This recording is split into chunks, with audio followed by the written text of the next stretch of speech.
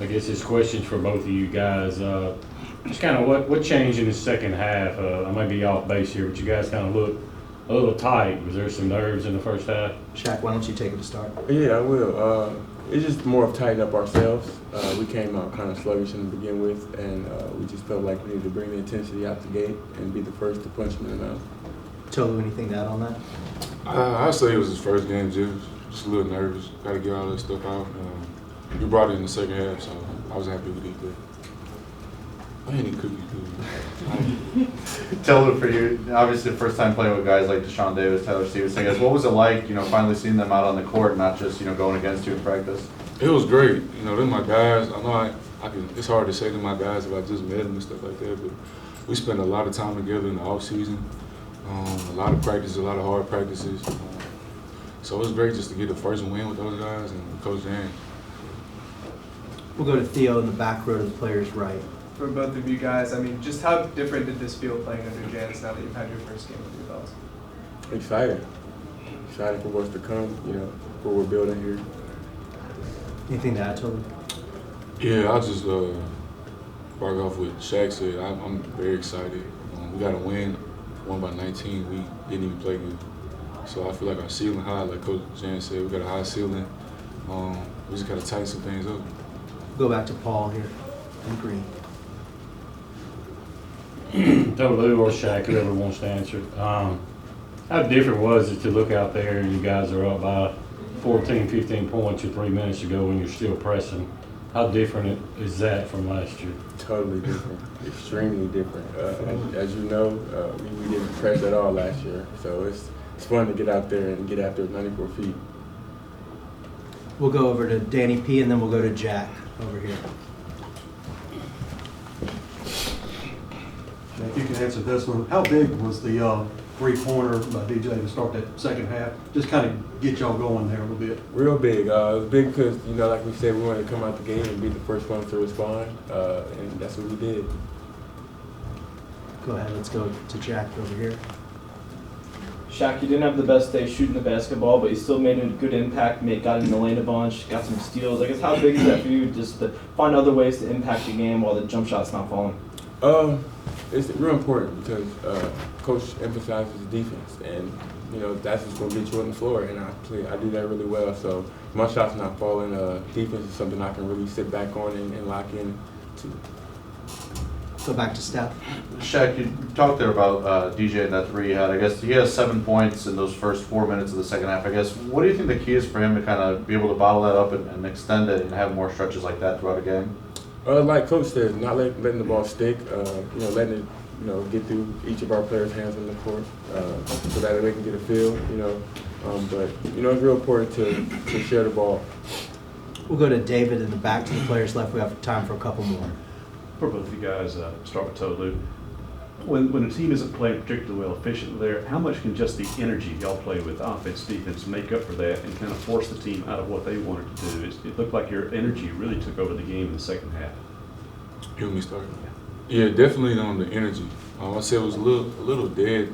I don't know what to blame it on, if it was the jitters or whatever in the first half, but the second half we picked it up. And like you said, just bring that energy off the bench and the crowd and just ourselves. Had to bring our momentum and pick it up so we have a good game. Anybody else before we let the players go? Let's get to Jack, and then we'll get to this young lady to wrap it up. Cameron Matthews had a really good day defensively. I think he had like 5 blocks. God, we need to switch spots. Be the 5 minute. What's it like playing with him? A guy that's just really energetic on the defensive end of the floor. It's contagious. Yeah, it's contagious. Makes us want to rev it up as well. Yeah, definitely. I say he's very contagious. He's just a defensive anchor, just a monster on the defensive end, and 5 blocks is crazy. I ain't gonna lie. For me, it's crazy. Yeah. Tolu, you started off the season with a double-double, and you had the hump rocking. What does that mean to you? That's a deep question. It's I'm just glad to be back. I'm just really happy, not because I had a good game, but just because I'm starting the season again. Just being able to play full season, trying to just play full season is just a blessing. So I'm just thankful. You told us to ask you again tonight about 9 o'clock how you felt. about your first game, so It's not 9 o'clock yet. 14 minutes. One of my old mentors, my first real mentor, told me a long time ago, you got to start somewhere. So I guess this is our starting point. Fortunately for us, there's a big ceiling left for us. We didn't get off the very good start, and I didn't help him very much. I should know better, but I wanted to be pleasantly surprised, and we'd come out and run great offense and share the ball and not turn it over and, you know, get our defense going right away. And I should know better than that. You know, they were a little nervous, they were overexcited. I mean, they were gassed the first 2-3 minutes in the game, and I was at that point going, "Oh, we out of shape?" And I know we're not, but you know, they were probably a little jittery, even though we had some veterans. It's been a while. It's a new coach, new system, etc. So, you know, we didn't get off the gates very well, and obviously we settled down in the second half. We'll keep it to coaches right in the front row with staff. But I'm glad we won, and I feel good about it. Obviously, we know the numbers that Tamu could put up and the numbers he put up tonight, but what can it add to this team, you know, that stretch to start the second half when you have a wing like DJ scoring the way he did to open that half? Yeah, I think it was a 7-0 run by him, or he scored 7 points in a very short time, and he definitely, like you mentioned, showed his explosiveness and his ability to score in bunches. He had a couple tip opportunities there as well, and I kind of wanted to grab it with 2 and stick it in the square, but he tried to tip it in and it didn't work out. But we ran that first play of the second half for him. Regardless if he made it or missed it, we wanted to get him an opportunity to get going, and he knocked it down. And then kind of thought this would go on a mini run even from the 3, because he's been knocking it down in practice, especially recently, and for whatever reason he couldn't continue it. We'll go to the second row to coaches right to Theo.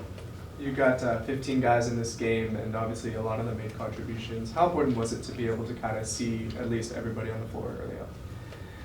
I'll be honest. I'm more of a feel guy. I certainly have it in my mind, like, you know, who's going to start, obviously, and who's going to be the first few guys off the bench. But I don't have a script, what have you, and I just kind of go with the flow most of the games that I've coached in. And as I look at the stat sheet, I would have guessed that we would have played more guys, more minutes. Not more guys, we're not getting more than that guys in the game, but in terms of more closer to double-figure minutes, and we didn't. You know, we didn't. We found that group that was really playing well together, the starters, and then Shaq obviously was in there with them a lot as well, and they're the ones that, you know, kind of extended the lead and got us a little bit of a breathing room, and that's not in my mind how it would have unfolded, but you know, each and every game is its own book. We'll go to coaches left now in the front row to Danny P. We were just talking about DJ's 3 to open that second half, and it seemed like it loosened everybody up and really started that run y'all had. Yeah, I know. I took a sigh of relief. I felt like the whole arena did, you know, because we were down 5, but it actually felt bigger than that to me, just because I didn't feel like we played very well, especially on the offensive end. We took a couple questionable shots, and we weren't moving the ball. We weren't moving our own selves and our bodies, and we just got a little stagnant. You know, we got a little, I don't know, starstruck, if you will. I'm not sure why. Most of those guys out there have played college basketball, but it was a new game for this year's team and this year's staff and this group. But you know, DJ obviously sparked us there to get going in the second half. I think the whole barn, if you will, you know, kind of took a collective sigh of relief. We'll stay front row to Jack. Coach, obviously it wasn't the first half you wanted, but you know, what was kind of your message to the team going into halftime? Play better. Play better. You know, it's just share the ball, move the ball, quit holding the ball. Let's score off our defense. You know, let's rely on that. Let's rely on our offensive rebounding. You know, obviously this is no slight to them, and you know, Coach Lutz and some of their staff members are friends of ours, and we have a bigger, stronger athletes across the board, and so we had to get that into the game. We had to get more aggressive on the backboards. We had to run the court better. We had to harass them a little bit more, and I thought we turned them over at a good rate the whole game, but especially in the second half. But we left some points on the board because we couldn't convert. We just couldn't. We couldn't grab the loose ball with two hands and throw it ahead. We were trying to throw it before we had it in our hands, and that's stuff that obviously we can work on and get better from. But definitely what we talked about at halftime was what I just said on the offensive end, and then the defensive end, just had to stay off our defense. Now, obviously, on the defensive side, you did hold them to 14 points in the second half. I guess how important is that, and how good is it to have a guy like Cameron Matthews on that defensive side, blocking 5 shots and grabbing like 3 steals? Yeah, he played athletic. He got his athleticism into the game. He didn't do that in the first half. I know he got the 2 fouls, and that's been something we've been working with him, is trying to find that middle ground with his aggression. It's got to be smart with your aggression. You can't try to make a play each and every time and put yourself in harm's way and get in some early foul trouble. And I kept telling him, you're going to have to learn the hard way, and he did. He got the 2 fouls and had to sit on the bench. But in the second half, like you said, he was everywhere, blocking shots, getting steals, just an influence in the game. We'll go to the back in the cameras. Going off of that halftime message, how specifically did you address those jitters, and what do you think of the way they responded? I just questioned it more than addressed it. I did. It was a rhetorical question, but I asked them if they were actually nervous and et cetera. And I was surprised if that's the case, and we could talk about it later. But I definitely brought it up. It's not something that we dwelled on. We'll go back to Stefan and then to Paul. You obviously talked a lot in the offseason about how important it was to get Tolu back. I mean, you get a double-double from him in game 1. What'd you think of actually getting to see him in a game? It was awesome. He's a luxury. Obviously he outmanned the guys that were trying to guard him, but it's not his fault. He's got to play against who's ever out there in the different colored jersey, and it's nice to know you have someone that you can throw it down there. And on most nights, if they single coverage him, he's going to have a good chance to get a good look at the basket and get the ball near the basket, get fouled, what have you. Or if not, they choose to double him in some form or fashion. That he's a willing passer. So we definitely have an inside-out mentality, and we're certainly going to continue to do that with Tolu. Obviously, you have some transfers in that play the aggressive style elsewhere, but for your veterans that are back and to have them out there pressing like they did, obviously they haven't done much of that in their career. How do you feel like they responded to that? I think most kids will tell you they prefer to play like that. Most of the college players prefer to play that way, and certainly we're still getting used to each other and their strengths and weaknesses. But I felt like they played, without thinking a little bit more as the game progressed. Their instincts got into the game a little bit, and our practice got into the game a little bit, and that's definitely something we're going to build on. But you'd have to ask them how they feel about a comparison in styles of play.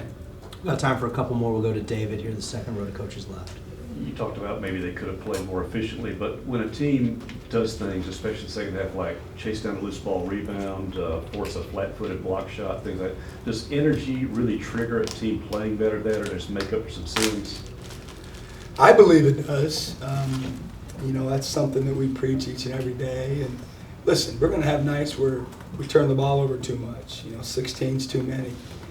We didn't shoot the ball very well from 3 tonight. We didn't shoot the ball very well from the free throw line tonight. And I'm sure there's a bunch of people out there that are nervous about that, and I understand that. But I'm there every day, and we're shooting the ball at a good clip in practice. And there's a lot of basketball to be played, but that's why we rely on our defense and rebounding and our energy, because there will be nights when we'll struggle. Everyone in the country will. And when we do that, we have to rely on our defense to get us through the rough patches, and that's what you're talking about, and that's kind of what I thought we did, especially in the second half. We'll wrap it up with Theo, second row to coaches right. Yeah, I'm not sure if we'll get you before this, but how well do you think prepared this team is to take on Akron on Friday, and what do you think of Akron so far? It's going to be harder. They're bigger, stronger, faster than the team we played. They also made the NCAA tournament last year and gave UCLA a run for their money. They're very well coached. They're bigger, stronger. They're inside out. They got a heck of a player around the basket, Freeman, and their point guards, Jets with the ball, and they got a bunch of shooters as well. So I know how it feels to be Akron. okay? And I know how that feels, right, when you're playing a Power 5 more than I do the other way. But I'm going to use that to my advantage all week long and get our kids to understand what this would mean to them. And we have to look at it the same way because it's going to be a battle. These kids are going to play really, really hard. There's going to be a lot on the line for an early season game, and I know their staff and their players are licking their chops with an opportunity to play us on a neutral floor, so we'll have our hands full for sure. We'll see you Wednesday at 11, guys. Thank you. Thank you.